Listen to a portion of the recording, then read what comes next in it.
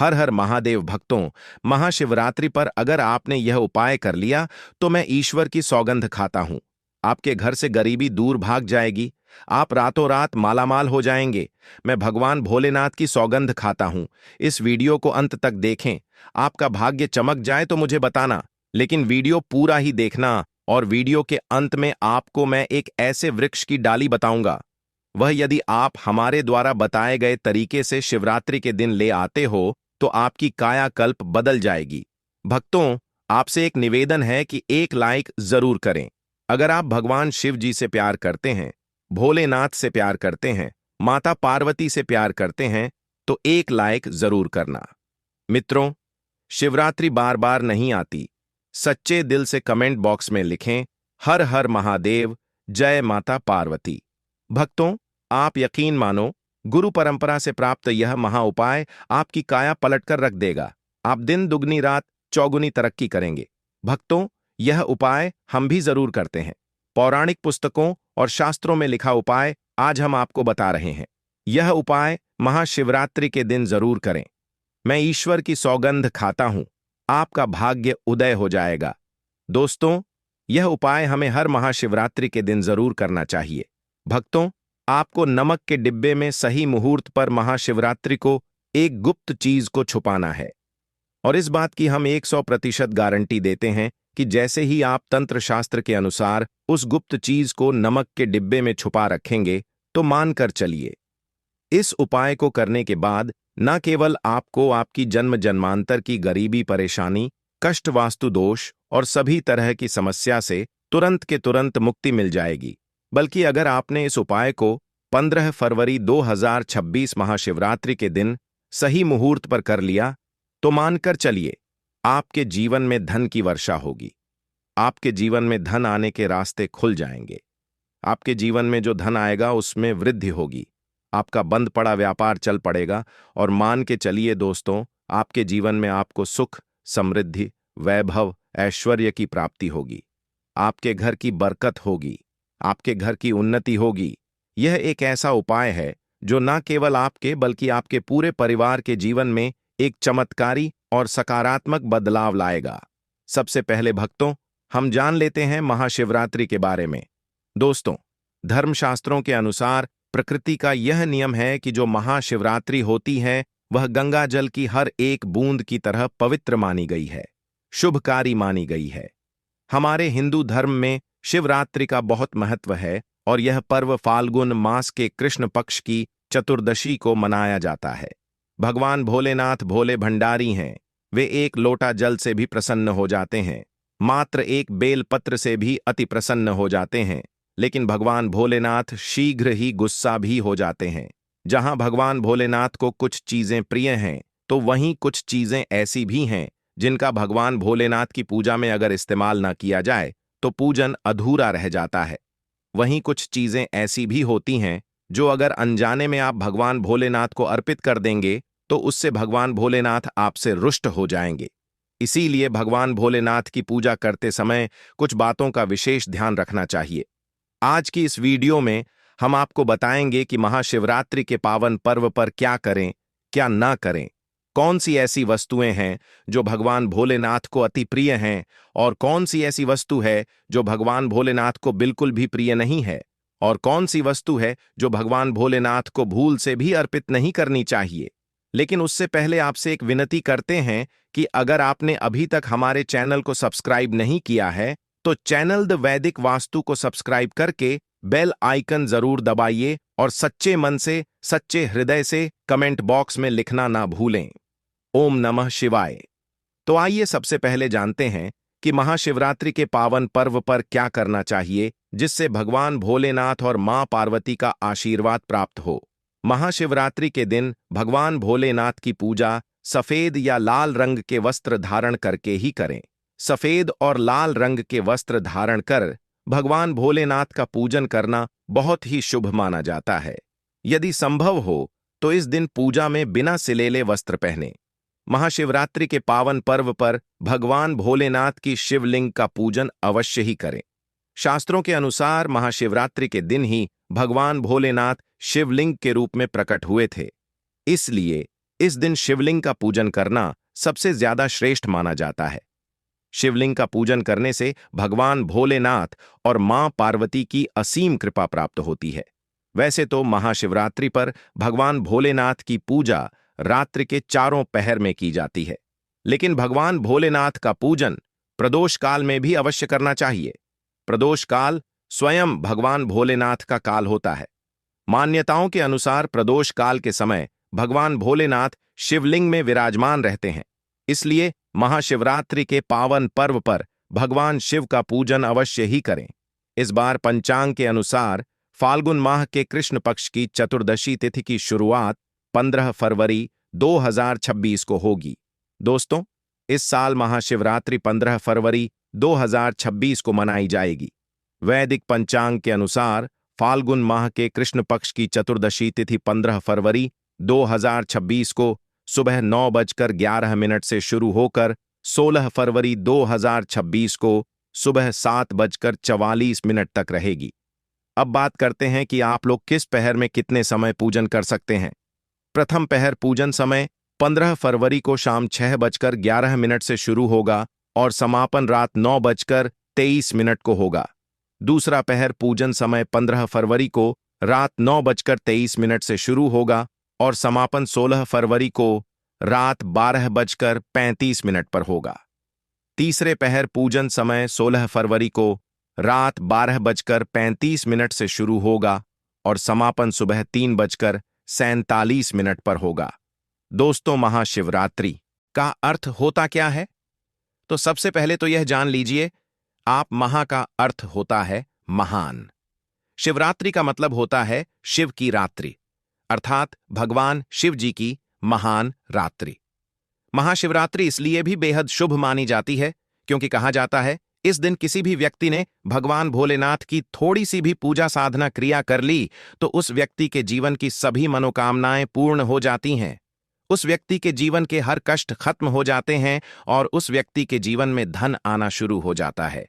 इससे भगवान भोलेनाथ अति शीघ्र ही प्रसन्न हो जाएंगे और आपको मनचाहा वरदान देंगे। महाशिवरात्रि पर भगवान शिव के साथ माता पार्वती का पूजन भी अवश्य ही करें। ऐसा करने से आपको भगवान शिव के साथ माता पार्वती का भी आशीर्वाद प्राप्त होगा। दोस्तों, हमारे हिंदू परंपरा में शिवरात्रि का बहुत महत्व है और यह पर्व फाल्गुन मास के कृष्ण पक्ष की चतुर्दशी को मनाया जाता है। माना जाता है कि इसी दिन प्रकाश के रूप में शिव जी प्रकट हुए थे और शिव जी का विवाह माता पार्वती के साथ इसी दिन हुआ था। इस दिन अगर आप सिर्फ पूजा पाठ करते हैं तो यकीनन जीवन में सुखों की प्राप्ति होती है। दोस्तों, सभी लोग तमाम तरह के प्रयोग करते हैं, लेकिन अनजाने बस हम कुछ ऐसी गलतियां कर देते हैं कि पूजा में मिलने वाले पुण्य की जगह कहीं ना कहीं अभागी हो जाते हैं या फिर तुम्हारी पूजा ही निष्फल हो जाती है। ऐसे में वह कौन सी चीजें हैं जिन्हें भूल कर भी नहीं करना चाहिए? शिव जी की पूजा में और कैसे बचें, आइए जानते हैं।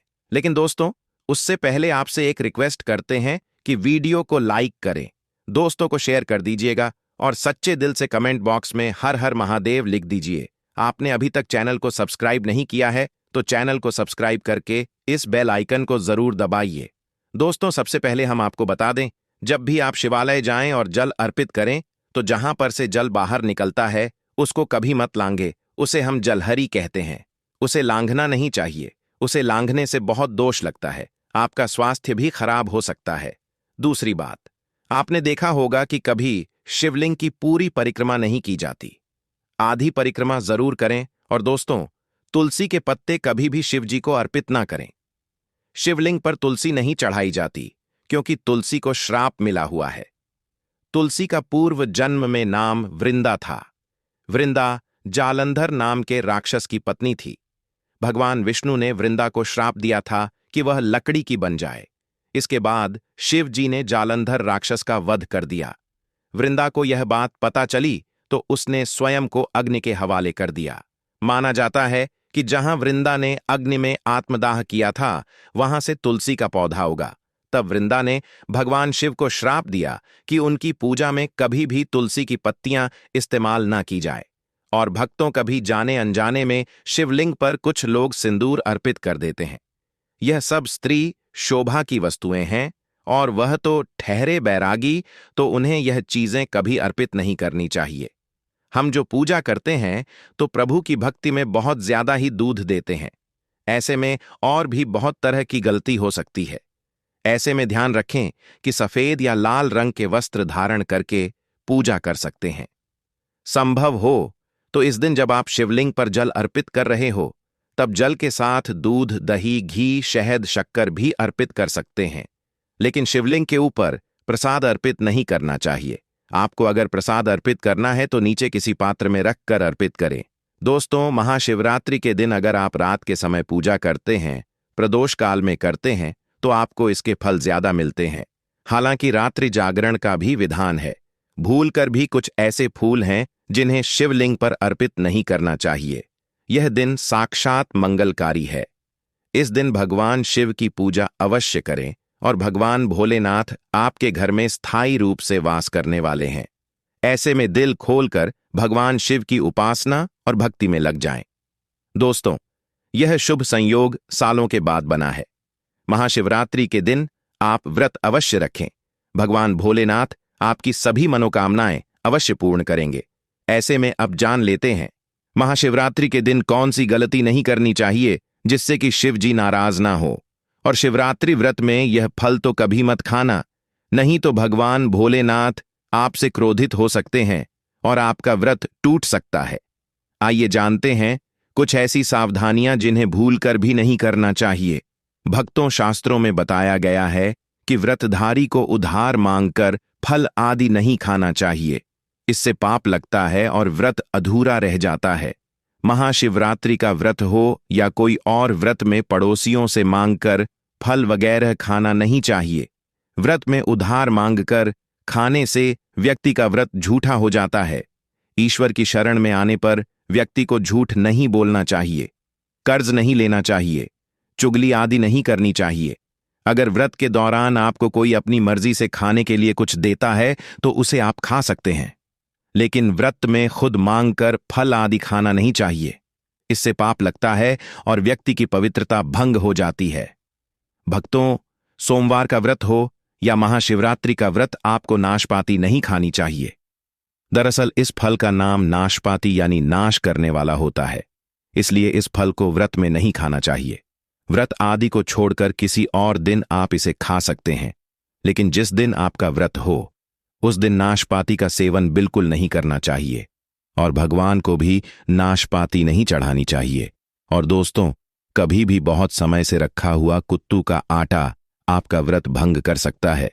दरअसल पुराने आटे में घुन और कीड़े पड़ जाते हैं जो ठीक तरह से दिखाई भी नहीं देते। ऐसा खाने पर दरअसल आप सूक्ष्म जीवों का सेवन करते हैं और व्रत में अशुद्धता घोर पाप के बराबर मानी गई है। आपका व्रत इससे भंग हो जाता है। व्रत में ताजा खाना चाहिए। दोस्तों, महाशिवरात्रि का दिन बड़ा ही पवित्र माना गया है, इसलिए यह 5 चीजें भगवान शंकर के पास कभी ना रखें। नंबर 1, जहां शिवलिंग रखा हो या महादेव की कोई भी प्रतिमा हो, वहां पर भूलकर भी जूते चप्पल लेकर जाना नहीं चाहिए। जरा सोचिए, जब आपके कमरे में कोई चप्पल लेकर प्रवेश करता है तो आपको कितना क्रोध आता है। तो इसी कारण महादेव भी आपसे नाराज हो जाते हैं और आपको मिलने वाला फल नष्ट हो जाता है। हमेशा मंदिर में नंगे पांव ही प्रवेश करें। नंबर 2, अक्सर महिलाओं को मासिक धर्म आ जाता है और वे बिना किसी को बताए पूजा पाठ कर लेती हैं, जो कि शास्त्रों में वर्जित माना गया है। भक्तों, अगर आपको शारीरिक अशुद्धि है तो घर के मंदिर में या बाहर के मंदिर में प्रवेश नहीं करना चाहिए। इससे देव शक्तियां नाराज होकर आपसे क्रोधित हो सकती हैं। ऐसे समय में शिवलिंग को छूना वर्जित माना गया है। भक्तों, ऐसी अवस्था में मंदिर या यात्रा में जाना, घर में पूजा पाठ करना, भगवान की प्रतिमा को छूना या तुलसी में पानी डालना वर्जित है। जब देवी शक्तियां नाराज होती हैं तो घर में कंगाली और गरीबी आने लगती है, लड़ाई क्लेश बढ़ने लगते हैं, तो ऐसा कभी मत करना। नंबर 3, शास्त्रों में बताया गया है कि जहां शिवलिंग होता है वहां पर सभी देवी शक्तियां सक्रिय रहती हैं। वास्तुशास्त्र के अनुसार शिवलिंग से हर वक्त ऊर्जा का संचार होता रहता है, इसलिए शिवलिंग पर जलधारा हमेशा होनी चाहिए, जो ऊर्जा को शांत रखती है। कुछ लोग अपने घर में शिवलिंग तो रख लेते हैं, लेकिन वह कभी हफ्ते में एक बार जल चढ़ाते हैं, जो कि बिल्कुल भी अच्छा नहीं माना जाता है। अगर आप नियमित जल नहीं चढ़ा सकते हैं, तो आप अपने घर में शिवलिंग कभी स्थापित ना करें। इससे उल्टा घर में प्रभाव पड़ सकता है। भक्तों, शास्त्रों में बताया गया है कि तुलसी और महादेव का बैर माना गया है। इसी वजह से शिवलिंग के पास तुलसी नहीं रखी जाती। कई लोग जाने अनजाने में शिवलिंग को तुलसी के गमले में रख देते हैं। इससे घर में परेशानी आना शुरू हो जाती है। भक्तों, घर का मंदिर हो या बाहर का मंदिर, किसी भी मंदिर में ऐसे व्यक्ति को प्रवेश नहीं करना चाहिए जिसने मांस का सेवन किया हो या जो शारीरिक रूप से अशुद्ध हो। ईश्वर के सामने हमेशा नहा धोकर और पवित्र मन लेकर ही जाना चाहिए। इससे सभी शक्तियां आपसे प्रसन्न रहती हैं। भक्तों, महाशिवरात्रि में महादेव को खंडित बेलपत्र कभी मत चढ़ाना, इसे अशुभ माना जाता है। पौराणिक मान्यताओं के अनुसार बेलपत्र चढ़ाने से शिव जी का मस्तक शीतल रहता है। बेलपत्र से भगवान शिव की पूजा करने से दरिद्रता दूर होती है और व्यक्ति सौभाग्यशाली बनता है। इससे हनुमान जी भी प्रसन्न हो जाते हैं, क्योंकि वे शिव के ही अवतार हैं। भक्तों, अब आप यह जान लें कि बेलपत्र का उपयोग और इसके लाभ कैसे मिलते हैं। नंबर 1, तीनों लोकों में जितने तीर्थ स्थल प्रसिद्ध हैं, सभी तीर्थ स्थल बेलपत्र के मूल भाग में स्थित माने जाते हैं। अगर बेल का वृक्ष घर के बीचों बीच या पूर्व दिशा में लगा हो, तो घर में धन धान्य की कभी कमी नहीं रहती और परिवार खुशहाल रहता है। और जो व्यक्ति बेल के वृक्ष के मूल भाग की पूजा अर्चना करता है, उसे मृत्यु के पश्चात शिवलोक की प्राप्ति होती है। भक्तों, अब जानते हैं बेल पत्र से जुड़ी और कुछ खास बातें। दोस्तों, चतुर्थी, अष्टमी, नवमी, चतुर्दशी और अमावस्या, इन तिथियों को साथ ही संक्रांति के समय और सोमवार को बेलपत्र नहीं तोड़ना चाहिए। आप एक दिन पहले ही बेलपत्र तोड़कर रख लें। दोस्तों, बेलपत्र कभी बासी या अशुद्ध नहीं होता। अगर आपको पूजा के लिए नया बेलपत्र नहीं मिल रहा है, तो आप किसी दूसरे के चढ़ाए हुए बेलपत्र को स्वच्छ जल से धोकर पुनः भगवान शिव को अर्पित कर सकते हैं। बेलपत्र में कम से कम 3 पत्तियां होनी चाहिए। कटी फटी पत्तियों का बेलपत्र भगवान शिव को गलती से भी अर्पित मत करना। बेलपत्र की पत्तियां एकदम साफ होनी चाहिए। भक्तों, महाशिवरात्रि के दिनों में जिस व्यक्ति को यह संकेत मिल जाए, तो इससे यह पता चलता है कि महादेव आपकी भक्ति से बहुत प्रसन्न हैं। इन 5 में से कोई भी एक संकेत मिल जाए तो आप बहुत ही भाग्यशाली हैं। दोस्तों, एक बार मां पार्वती ने भगवान शिव से पूछा था कि आप अपने भक्तों को स्वयं दर्शन नहीं देते हैं, तो फिर आपके भक्त को यह कैसे होगा कि आप उनकी भक्ति से प्रसन्न हैं। तब भगवान शिव ने मां पार्वती को संकेतों के बारे में बताया था। जो भी भक्त सच्चे मन से शिव जी की आराधना करता है, वे उसकी मनोकामना अवश्य ही पूर्ण करते हैं। महाशिवरात्रि शिव जी का अत्यंत प्रिय दिन है। इस दिन महादेव शक्ति रूप में सभी शिव मंदिरों में उपस्थित होते हैं और अपने भक्तों पर कृपा बरसाते हैं। तो चलिए जान लेते हैं महाशिवरात्रि के दिन मिलने वाले संकेतों के बारे में। पहला संकेत है ब्रह्म मुहूर्त पर चंद्रमा के दर्शन। महाशिवरात्रि में यदि किसी व्यक्ति की नींद ब्रह्म मुहूर्त पर खुलती है और उसे आकाश में चंद्रमा के दर्शन होते हैं, तो इसे शुभ संकेत माना गया है। दूसरी बात, सफेद नंदी के दर्शन। महाशिवरात्रि के दिन यदि आप किसी कार्य के लिए घर से बाहर निकले हैं और आपको रास्ते में सफेद रंग के नंदी के दर्शन होते हैं, तो इसे शिव जी का आशीर्वाद समझना चाहिए। तीसरी बात, नाग देवता के दर्शन। शिवरात्रि में शिव जी के मंदिर की तरफ जाते समय रास्ते में नाग देवता के दर्शन होते हैं, तो इसे भी शुभ संकेत समझना चाहिए। यह आपकी आर्थिक उन्नति को दर्शाता है। अगला संकेत, काला कुत्ता। शिवरात्रि के दिन यदि आपके घर पर काला कुत्ता आता है, तो इसे शुभ संकेत माना गया है। यह संकेत है कि आपका बुरा समय अब समाप्त हो चुका है। अगला संकेत है भरा हुआ घड़ा। यदि आप महाशिवरात्रि के दिन घर से बाहर निकलते हैं और थिका समापन 16 फरवरी 2026 को शाम 5:34 पर होगा। महाशिवरात्रि में रात्रियाल में भगवान शिव के पूजन का विधान है।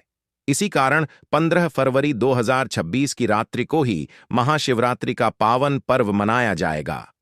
पंचांग के अनुसार इस दिन रात्रि में निशीत काल का विशेष महत्व बताया गया है। भले ही दिन या रात्रि में भद्रा अथवा अन्य दोष बताए जाते हों, लेकिन शास्त्र स्पष्ट रूप से कहते हैं कि शिव कालों के भी काल हैं महाकाल।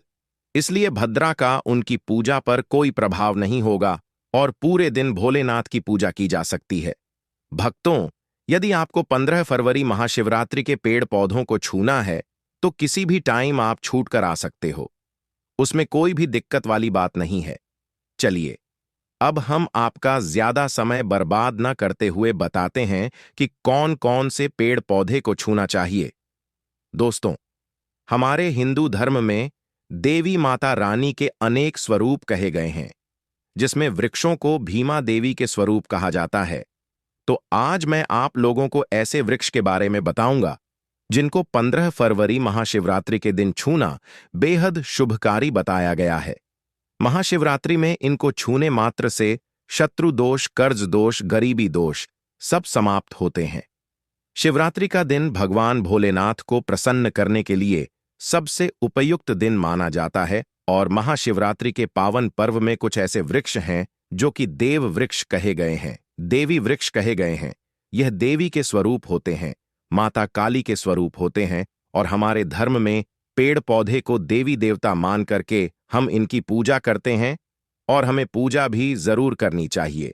विज्ञान भी कहता है पेड़ पौधे मनुष्यों को फ्री में प्राण वायु प्रदान करते हैं और पेड़ पौध हमें ऑक्सीजन देते हैं और हमारे जो कार्बन डाइऑक्साइड होता है उसे ग्रहण करके सभी प्रकार की जितनी भी नकारात्मक चीजें होती हैं उसे अपने अंदर में स्वयं सोख लेता है और हमें ताजगी प्रदान करता है।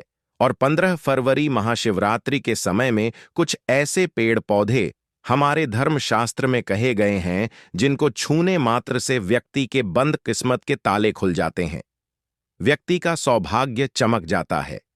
हमारे शास्त्रों में पेड़ पौधों को बहुत ही गुणकारी कहा जाता है क्योंकि इनमें साक्षात देवताओं का वास होता है। अनेक बीमारियों का उपचार पेड़ पौधों में ही छुपा है। पेड़ पौधों में कई जड़ी बूटियां पाई जाती हैं और भगवान श्री कृष्ण ने गीता में स्वयं कहा है कि वृक्षों में मैं पीपल का वृक्ष हूं। पीपल के वृक्ष को वृक्षों का राजा कहा जाता है क्योंकि पीपल वृक्ष की जो आयु होती है सबसे ज्यादा होती है, सबसे अत्यधिक होती है। पीपल वृक्ष सर्वशक्तिमान होता है, पूजा पाठ में अत्यधिक इसका महत्व होता है। तो चलिए, आज मैं आप लोगों को 15 फरवरी महाशिवरात्रि में छुए जाने वाले वृक्ष के बारे में बताऊंगा। तो कमेंट में हर हर महादेव अवश्य लिख दीजिए, क्योंकि जब भगवान भोलेनाथ का नाम लिखा या बोला जाता है तो भगवान भोलेनाथ उस व्यक्ति से बहुत ही जल्दी प्रसन्न हो जाते हैं। दोस्तों, हमारे धर्मशास्त्र में अनेक ऐसे वृक्ष हैं जिन्हें कल्याणकारी और मंगलकारी माना गया है। यह वृक्ष केवल पर्यावरण के लिए नहीं बल्कि हमारे जीवन के लिए भी बेहद महत्वपूर्ण होते हैं।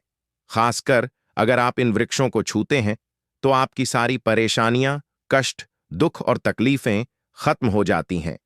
महाशिवरात्रि के दिन जो कि 15 फरवरी को है, इन वृक्षों का असर कई गुना बढ़ जाता है। इस दिन शक्ति धरती लोक में आ जाती है और इस दिन हर वस्तु में प्राण और चेतना का संचार होता है। जब यह शक्ति पूरे ब्रह्मांड में फैली होती है तो जितने भी पेड़ पौधे, जीव जंतु और चल अचल वस्तुएं हैं, सब में शक्ति जागृत हो जाती है। इस विशेष समय में अगर आप देवी स्वरूप कहे गए पेड़ पौधों को जाकर छू लेते हैं तो आपके जीवन के सारे दुख, कष्ट, रोग और परेशानियां समाप्त हो जाती हैं। खासकर काल सर्प दोष, मंगल दोष, न दोष और राहु दोष जैसी समस्याएं तत्काल अपना असर छोड़ देती हैं और पूरी तरह समाज समाप्त हो जाती है। भक्तों, आज मैं आपको 4 से 5 देव वृक्षों के बारे में बताने जा रहा हूं जिन्हें हमारे धर्मशास्त्र में बहुत महत्वपूर्ण माना गया है। ये चारों वृक्ष आपके जीवन में सुख, समृद्धि और खुशहाली लाने के लिए बेहद प्रभावशाली होते हैं। इसलिए इस वीडियो को ध्यान से देखना, क्योंकि अगर आपने इसे बीच में काट कर देखा तो बाद में आपको पछताना पड़ सकता है। 15 फरवरी महाशिवरात्रि का पर्व ऐसा है जब आपको लंबी लंबी पूजा पाठ करने की जरूरत नहीं होती। बस अगर आप इन विशेष वृक्षों को महाशिवरात्रि के दिन सही तरीके से छू लेते हैं और का आशीर्वाद लेते हैं तो आपकी सारी समस्याएं और गरीबी खत्म हो सकती हैं। यह वृक्ष इतने शक्तिशाली होते हैं कि आप अपनी आंखों से इनका असर देख सकते हैं, और खास बात यह है कि यह सारे देव वृक्ष आपके आसपास आसानी से मिल सकते हैं। तो आप इन्हें अपने घर के पास से ही ढूंढ सकते हैं। अब वीडियो में आगे बढ़ने से पहले, अगर आपने अभी तक कमेंट बॉक्स में हर हर महादेव नहीं लिखा है, तो कृपया हर हर महादेव जरूर लिखें। इससे हमें बहुत अच्छा लगता है जब आप हमारे वीडियो में कमेंट करते हैं और उसे लाइक करते हैं। इससे हमारा मनोबल बढ़ता है और हम और भी अच्छी जानकारी आपके लिए लेकर आते हैं। तो अब हम बात करते हैं कि कौन से वे 3 वृक्ष हैं जिन्हें हमें 15 फरवरी महाशिवरात्रि के दिन छू कर आना चाहिए। यह वृक्ष ना सिर्फ आपके जीवन को खुशहाल बनाते हैं, बल्कि आपकी गरीबी और दुख दर्द को भी समाप्त कर देते हैं।